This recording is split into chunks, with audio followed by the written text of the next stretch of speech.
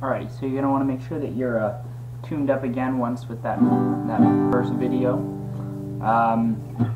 Basically for this one we're going to be going through power chords, or like bar chords. So I've been through this a bit with you at home when I was at home mini, but let's say you're in a band and you're the rhythm guitarist and you're playing G, C, E minor, D, and you're up on stage and you're playing that, and eventually it's getting kind of boring and you want to mix it up and do something fresh somewhere else on the guitar neck.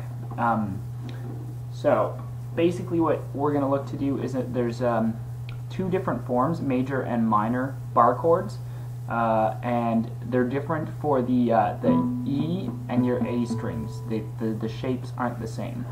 That's because of, when I showed you your tuning, you've got your 5-5, 5-5, 5-5, 4-5. That 4-5 is going to throw it off a bit. It changes the note up here. But anyway, so you've got basically, I'll show you where your notes are. You're going to want to learn these notes. They're on the poster that I gave you at home. So your E is your open, then you've got F, and then your G is your 3rd fret, and then your A is your 5th, and there you've got your sharps and flats, but we're not going to talk about those for now. So E, F, G, A, and you've got your A on your next string, and then your B is your 2nd, so on your A string, then your C, and then your D, and then it finishes off at your 7, and you're back to your E again. That's what we call an octave.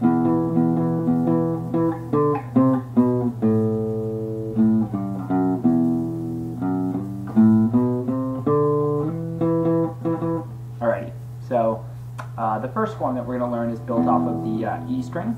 So you're looking for your first notes along here, and like let's say we wanted to play an A chord. You had an A chord to play, so you're looking for what's called your root note, E, F, G, A. So that A right there is your root note. Anytime you see a chord, you're going to be building off this first note on the string there. That's your A. First thing that you do, bar it off like that. Get that full sound. And you might have to practice that for a while. Once you've got that, that's on your 5. You're looking to add your 7 and 7. And that's what makes for what we call a power chord if you're just playing those 3. And that you can play if you're not sure if it's major or minor, because you see how it major, minor, happy, sad. It doesn't really sound happy or sad. That's happy and sad. This just kind of sounds like A. I don't know. So that's your A. Then the only difference between, so you got your bar and then these two, and the only difference between major and minor is whether you play this 6 right here or make it a 5. So that would be your major shape, like this with the 6 in there. This would be your minor shape without the 6. So 5, 7, 7, 5, 5, 5. 5, 7, 7, 6, 5, 5. If that was a G, of course, you go, down to here. F. So that's your major shape. Minor, minor, minor, depressive. Next. Strings. So this is your A string. So you've got your A, B, C, D, E. So let's say we're building the D off of the 5. So you've got your D. I'm going to show you the real way to play it. I'm going to show you a cheating way to play it. So you've got your 5 here, and then the proper way to play it would be 7, 7, 7 with these 3 fingers, and then you're playing your 5 with that finger. So 5, 7, 7, 7, 5. And that's slightly different because of this note that we talked about earlier. Oh, why it's a different shape. That's your major shape. But the cheating way to play it would be to play 7, 7, 7 with this finger like that.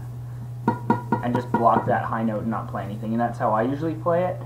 Let's say you're going A, D, A, and you got to go fast. You don't have time to jump into that. I just go like this. And I block these, so I play a D, and then I play the 7s with my ring finger.